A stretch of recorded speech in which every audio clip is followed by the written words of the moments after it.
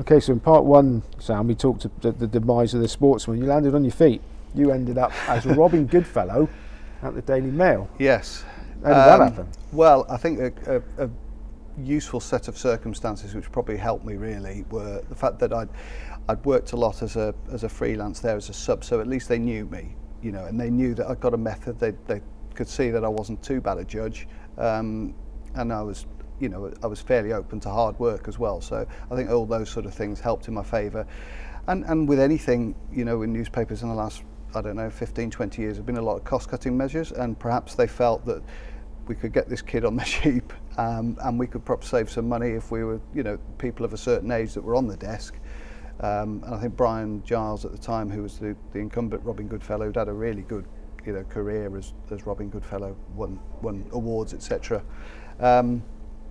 He was probably approaching a retirement age, and they probably just saw it as a way of, look, we can cut this much off the budget, because Brian was obviously going to be on a great deal more money than I was ever going to be on, without going into figures, and the stars aligned really. So it was just a role that I was very fortunate to drop into. But I suppose I'd done the hard yards by working my days off as a freelance for them, so at least I felt I'd earned it in some way. Now, one of your counterparts, the paper, but the politically polarised, polar opposite to the Daily Mail, it seems to have taken the political beliefs of the paper very seriously. Did you ever feel the need to follow suit? No, without getting myself into too much trouble and bringing an average career to a swift end. I think it's fair to say when I buy the Mail, I read the back 14 or 15 pages. I think there's some brilliant sports writers, and we're very lucky that we've had some great people work for the paper over the amount of years that I've been working for them, and I enjoy reading their copy. I don't tend to read the front bit. Right, with your career in mind, how much of your day do you actually spend as Robin Goodfellow? God, that can vary. My wife would tell you too much. Maybe even sort of 14 to 16 hours some days. Certainly through the summer, it's a 6:30, 6:45 start. And if you're watching night racing, it can be till 8, 8:30, and it is very difficult to sort of continue that level and keep working those hours as a one-man band really. And that's where I'm lucky in some respects that I have got a couple of guys that I work quite closely with, Andy Holding and Andy Bate, and we divvy up some of the workload that goes into producing speed figures and selections in time, and that's shared around a little bit, because I think it must be really difficult for just a one-man band to be able to do something and do it well to the level it is with the volume of racing we've got. Well, how much of a thankless task is being a newspaper tipster? Well, it's not digging the road, is it, Simon? And it's not being out in Basra on a tour, so we've got to put it in context really. It's a very privileged position. You do carry with it a weight of expectancy and also a little bit of a burden.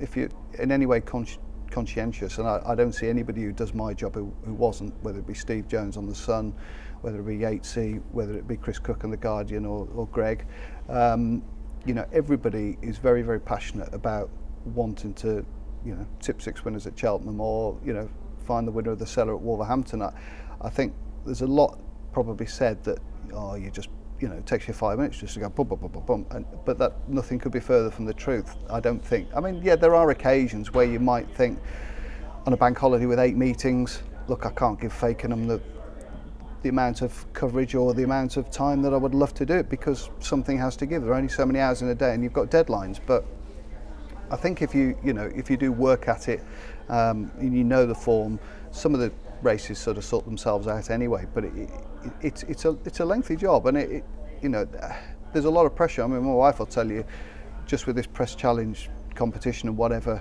the last couple of months of the year, last year for me, were pretty unsuccessful, and you do start to feel the pressure. If you've got anything about you and you've got a consciousness that your name is going next to some tips in a paper, and there might be so many hundreds of thousands of people looking at those tips, you want them to be successful. It's embarrassing if they aren't, and that's certainly how I feel anyway. Okay, now you mentioned Andy Holding and Andy Bate. Andy Holding's probably best known, I would imagine. Yeah. So you've known each other since you were teenagers, and between you developed some speed figures. Now tell us a bit about that. Yeah, known each other since teenagers. I still haven't managed to shake him off. it's lasted longer than some marriages, and it does feel like you're in a marriage sometimes when you work so closely with, both of them really. I met both of them through cricket. Andy Bate is the brains of the operation. I don't think Andy Holding would mind me saying that. He's the one that's developed software for us, worked out how to best use the databases that we use, how to get all the figures onto the website that we run.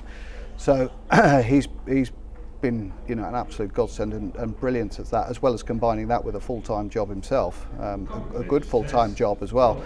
And Andy Holding is very much just totally motivated and driven by backing and tipping winners. He's a very, very simple beast, brilliant at what he does, certainly so concentrated and motivated and focused on racing. I can only wish to have that level of focus really, because there's other things I like in life really, but Andy, he's got a young son now, so he's probably gone a little bit broader in his interests and whatever, but he's a terrific professional really at what he does.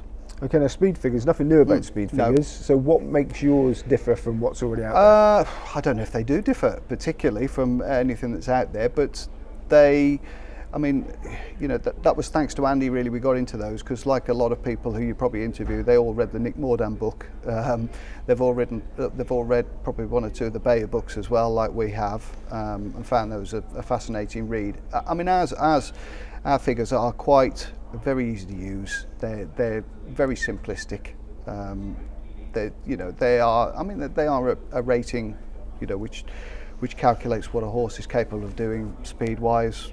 Probably from its last 2.5 years of its career. So, we pride ourselves that they're for the man in the street really. A lot of people use figures, whether it be the Whitley figures or various other ratings, and they're beyond my pay grade. They're too academically challenging for me, but at least I know how to use these figures, and I think we all do, and we find a bit of joy with them.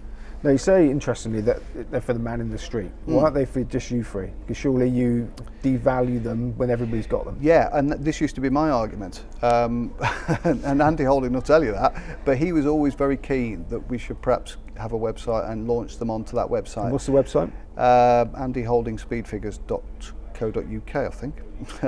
Titles will appear here. The titles will appear here, don't we? It should have been sponsored, shouldn't I? And back in the day, I was dead set against it because it was an edge that we had. But I think a lot more people are doing them now. I think they've flooded the market in some respects.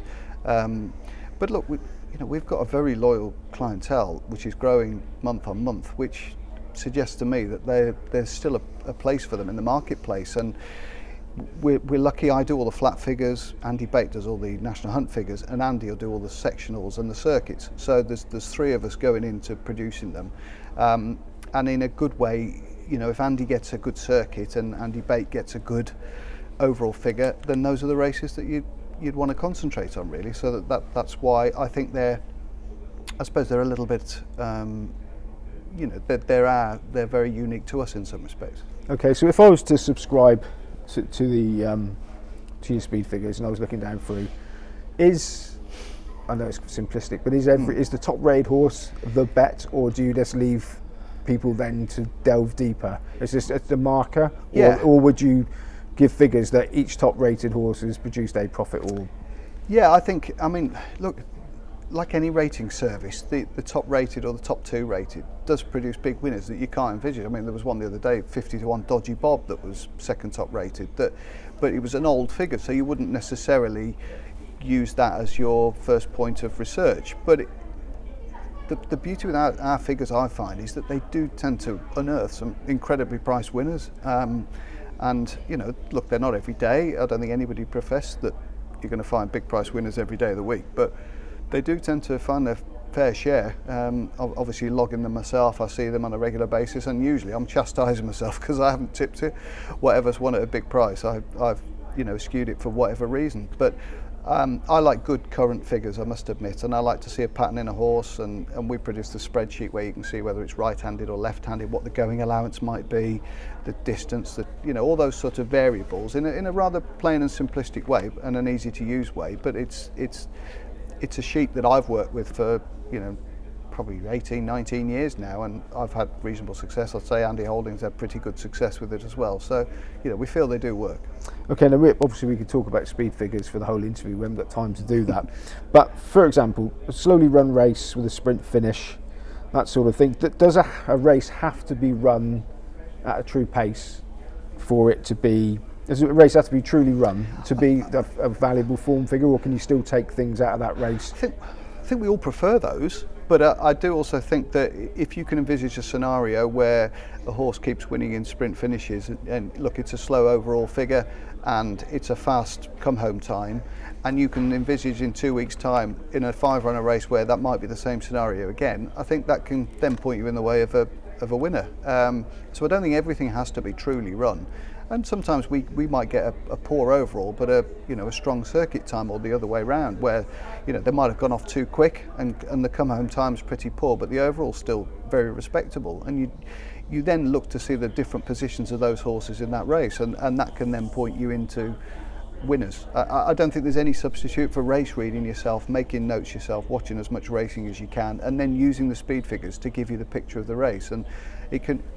I just think with speed figures and sectional times and circuit times, it just helps you build up a pattern of how the race was run, or almost like a narrative of how that race has been run. Now, you can't afford to do it for every race. There's just too much racing nowadays. I mean, I long for the days back in the 90s or 80s where you had 2 cards on a Monday and a Tuesday off or whatever, and then 3 on a Wednesday, and it built up slowly to the weekend.